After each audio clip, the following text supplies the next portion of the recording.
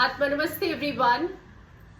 आज एक विशेष व्रत के बारे में मैं आप लोगों से बात करना चाहती हूँ जिसका नाम है भीष्म पंचक व्रत। यूजुअली पंचकों में ऐसा कुछ भी शुभ कार्य हम नहीं करते। ऐसा माना जाता है कि कोई भी पंचक में कार्य करेंगे तो वो ज्यादा अच्छा फल नहीं देता। बट ये एक विशेष 5 दिन है जो कि कार्तिक के मास में देव उठनी एकादशी से शुरू होके पूर्णिमा तिथि तक चलते हैं। 5 विशेष दिन जिसको भीष्म पंचक व्रत कहा जाता है या भीखू 5 दिन व्रत कहा जाता है। या क्या स्पेशल है, क्यों ये नाम भीष्म पितामह पे है, ये आपसे मैं शेयर करना चाहती हूँ। तो जब महाभारत का युद्ध हुआ और अर्जुन के बाणों के द्वारा घायल हो के भीष्म पितामह जब बाणों की शैया पे लेटे थे, तो जैसा कि आप लोगों को पता होगा कि भीष्म पितामह को ये वरदान था इच्छा मृत्यु का। जब वो चाहे तभी वो मृत्यु पा सकते हैं, ऐसा उनके पास वरदान था। तो जब वो शैया पे लेटे थे वो उत्तरायण का इंतजार कर रहे थे और जब वो लेटे थे तो श्री कृष्ण ने आके उनसे कहा कि हे भीष्म पितामह, आपके पास बहुत सारा ज्ञान है, तो आप कौरवों और पांडवों को अपना ज्ञान बताएं। इन 5 दिनों में जो कि देवउठनी एकादशी से लेके पूर्णिमा 5 दिन में भीष्म पिता ने राजधर्म, वर्ण धर्म और मोक्ष धर्म इसके रिलेटेड बहुत सारा अद्भुत ज्ञान धर्मराज युधिष्ठिर और सारे पांडवों को दिया। वो ज्ञान इवन श्री कृष्ण भी वहीं खड़े थे, वहीं उपस्थित थे और वो ज्ञान इतना अद्भुत था और श्री कृष्ण इतना प्रसन्न हुए कि उन्होंने भीष्म पितामह को वरदान दिया कि ये 5 दिन आपके नाम से जाने जाएंगे और जो लोग ये 5 दिन भीष्म पंचक व्रत को करेंगे उनको मोक्ष प्राप्त होगा। उनका जीवन और मृत्यु के इस साइकिल से बाहर निकल सकता है। ये व्रत की विशेषता है। अब आपको करना क्या है? अक्सर जैसे कि चतुर्मास होता है, आषाढ़ के महीने से शुरू होके कार्तिक के महीने तक 4 महीनों के व्रत का प्रयोजन होता है। प्लस कार्तिक स्नान लोग करते हैं कि ये सिंस उत्तम मास है, सर्वश्रेष्ठ महीना है हिंदू कैलेंडर में, तो इस दिन जो भी जप तप दान पुण्य करते हैं उन लोगों को असीम पुण्य मिलता है, बहुत सारा फल मिलता है। बट अगर आप ये सब ना कर सके तो ये 5 दिन विशेष 5 दिन जिनको भीष्म पंचक व्रत भी कहा जाता है, जो कि शुरू होगा देव उठनी एकादशी से लेके कार्तिक मास की पूर्णिमा तक 5 डेज। अगर आप ये 5 दिन ब्रह्मचार्य, आपको अगर ज्ञात हो भीष्म पितामह ब्रह्मचारी थे, ब्रह्मचार्य का पालन करते हुए, अभी विधि आपको बताती हूँ, इस विधि से अगर आप ये व्रत करते हैं तो आपको अपने बुरे कर्मों के फल से भी मुक्ति मिलती है, प्लस मोक्ष की प्राप्ति होती है। जो सारे लोग अध्यात्म के रास्ते पर चल रहे हैं, हमारी यही विशेष कामना है। करना क्या है? देव उठनी एकादशी पे ब्रह्म मुहूर्त में आप जागिए, स्नान कीजिए, भगवान का पूजा अर्चना कीजिए। तुलसी को सींचने का भी महत्व है, तो तुलसी में कार्तिक महीने में 3-4 चीजें मेन करनी होती है। इन 5 दिनों में ब्रह्मचर्य का पालन, दीप दान करना, मंत्रा चैंटिंग, अच्छा शास्त्र पढ़ना, भगवत गीता पढ़ सकते हैं और भी कुछ शास्त्र आपको पढ़ना है। पूजा पाठ में रहना है, सत्य बोलना है, गुस्सा नहीं करना है, क्योंकि हमारी आत्मा को शुद्ध करना है। इस शरीर का त्याग, इस शरीर से रिलेटेड जितनी भी डिजायर्स है उन पे आत्मबल हमको ग्रहण करना है और व्रत उपवास करना है और पूजा अर्चना करनी है। क्या करेंगे? देवउठनी एकादशी पे उठे, संकल्प करें भीष्म पंचक व्रत का 5 दिन उपवास रखना है, जमीन पे सोना है। ऑफ कोर्स चटाई लगा के तो हम नहीं सो सकते, पर गद्दा लगा के ब्रह्मचर्य का पालन करें। सुबह सुबह ब्रह्म मुहूर्त में उठ के पूजा करें, फिर जैसे ही सूर्य देव उदित हो तो सूर्य को अर्घ दें, अगर आप नहीं उठ सकते ब्रह्म मुहूर्त में, तो जैसे ही सुबह सुबह आप उठ जाएं, जितना भी आपके घर में कोई शुद्ध वृक्ष है, चाहे बील पत्र है, केली का पेड़ है, अपना तुलसी माँ तो सबके आंगन में होती है, तो सुबह उनको जल चढ़ाइए, एक दिया सुबह जगाइए, एक दिया शाम को जगाइए। सुबह नहीं जगा सकते तो शाम को जगाइए। 5 दिन पूजा पाठ करनी है, दीप दान करना है। सो कल से 5 दीपक जरूर चलाएं, 5 दीपक जगाएं, 5 चीजों का दान करें। तो चाहे एक दिन में 5 चीजों का दान कर दीजिए, चाहे हर रोज एक चीज का दान करिए। दान किसी भी चीज का हो सकता है, फल का, मिठाई का, वस्त्र का, जो आपकी इच्छा। मेनली क्या हो रहा है यहाँ पे हम अपने आप का शुद्धिकरण कर रहे हैं, प्योरिफिकेशन कर रहे हैं। सो जब हम प्योरीफाई करते हैं तो डिटैचमेंट, दान का मेन मकसद क्या होता है? एक तो पिछले जन्मों के कर्मों का जो हमने पाप हुआ है उससे पुण्य हमें मिल जाए। दूसरा, डिटैचमेंट क्रिएट करते हैं।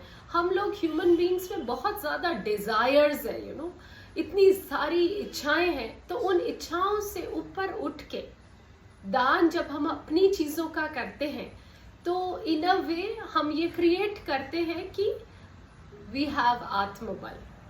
ठीक है।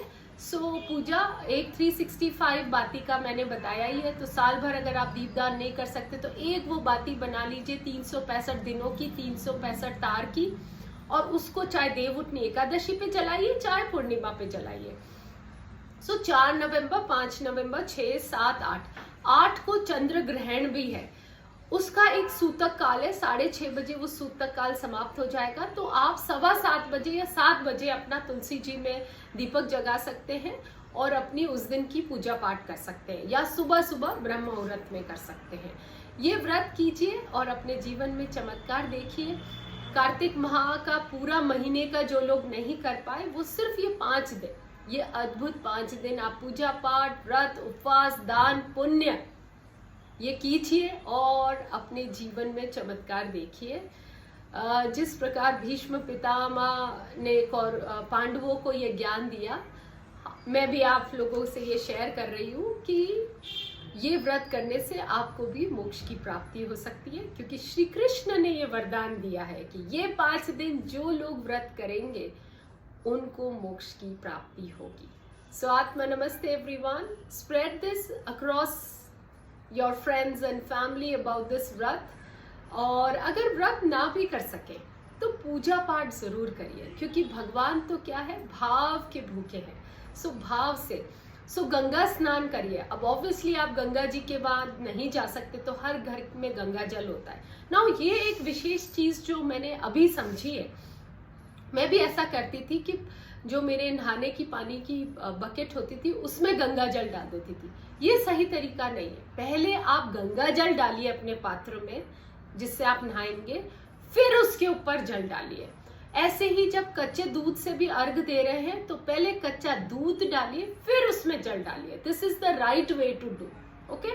सो गंगा जल थोड़ा सा ले लीजिए, फिर उसमें अपना नॉर्मल पानी भर के आप गंगा स्नान कर लीजिए घर में ही। एंड देन, क्योंकि उससे क्या होगा, आपका शरीर, आपका मन गंगा जल से शुद्ध हो जाएगा।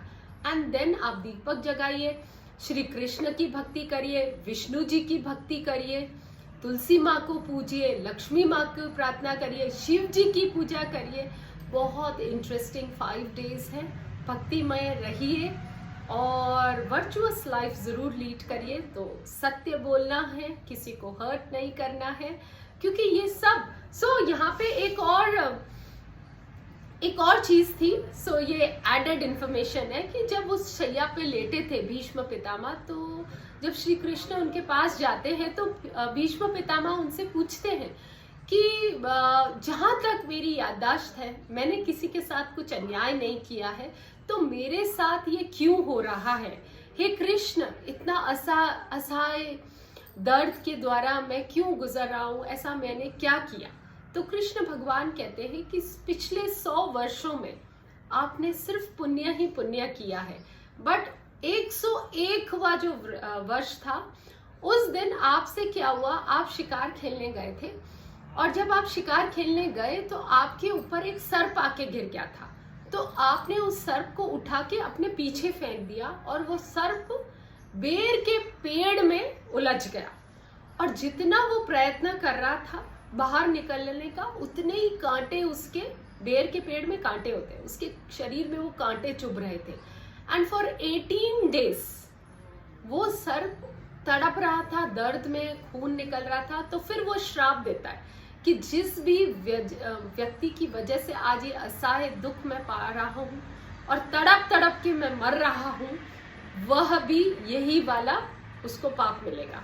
Now it was so interesting to know कि 101वें वर्ष में ऐसा हुआ, बट 100 वर्ष उन्होंने बहुत पुण्य किया था, तो फिर उनको ये क्यों सर्प का श्राप मिला?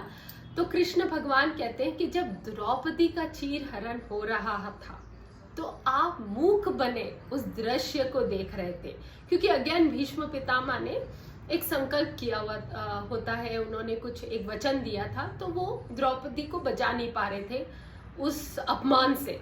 तो कृष्ण भगवान कहते हैं कि सिंस आप साक्षी बन रहे थे एक बहुत बड़े पाप के, तो जितने 100 वर्षों में आपने पुण्य पाया था वो सब उस समय क्षीण हो जाता है, खत्म हो जाता है। एंड दैट इज हाउ वो सर्प का आपको श्राप मिलता है।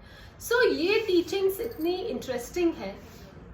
हम भी जीवन में कई बार व्यथित हो जाते हैं, कई बार आप देखते हैं कि बहुत सारे लोग, बुरे लोगों के साथ बहुत कुछ अच्छा हो रहा होता है और अच्छे लोग बहुत ही दुख के साथ, बहुत सारे उनके जीवन में बहुत सारे ऑब्स्टिकल्स आते हैं, हर्डल्स आते हैं। सो जब हम भीष्म पितामह की ये स्टोरी को जानते हैं तो हमें थोड़ा सा ज्ञान मिलता है कि वी डोंट नो, वो जो बुरे लोग हैं उनका, ऐसा बोला जाता है ना, कब तुम जिस दिन पाप का घड़ा भरेगा उस दिन तुम्हारे साथ सब कुछ होगा।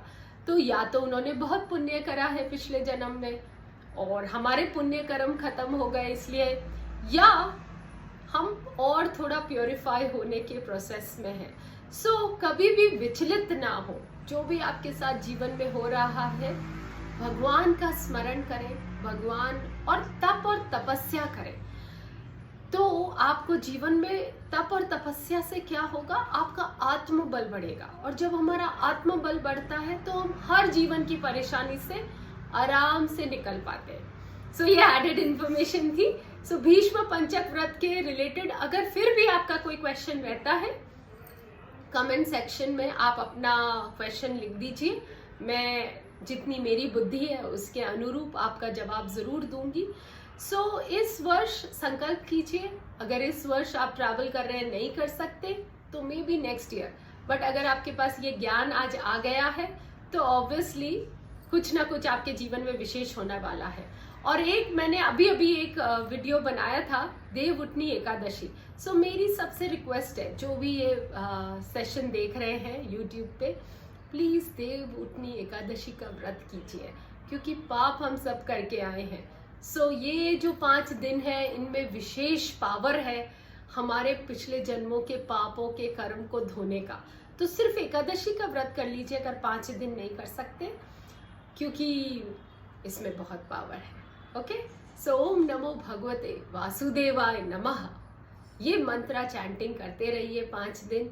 श्री कृष्ण की भक्ति करिए, विष्णु सहस्त्र नाम का पाठ करिए, गोदान करिए, अन्नदान करिए और ब्रह्मचर्य का पालन करिए और सत्य बोलिए, गुस्सा मत करिए, क्योंकि क्या होता है गुस्से से भी आप एक बुरा कर्म स्थापित कर लेंगे। Okay, so lead a virtuous life. और कुछ भी नहीं कर सकते, 5 दिन अपने आप को शुद्ध रखिए, आत्मा से शुद्ध, मन से शुद्ध, शरीर से शुद्ध। सो तामसिक भोजन भी मत करिए, लहसुन और प्याज उसमें तामसिक भोजन में ही आता है, सात्विक भोजन करिए, ये तो हम सब कर सकते हैं, राइट।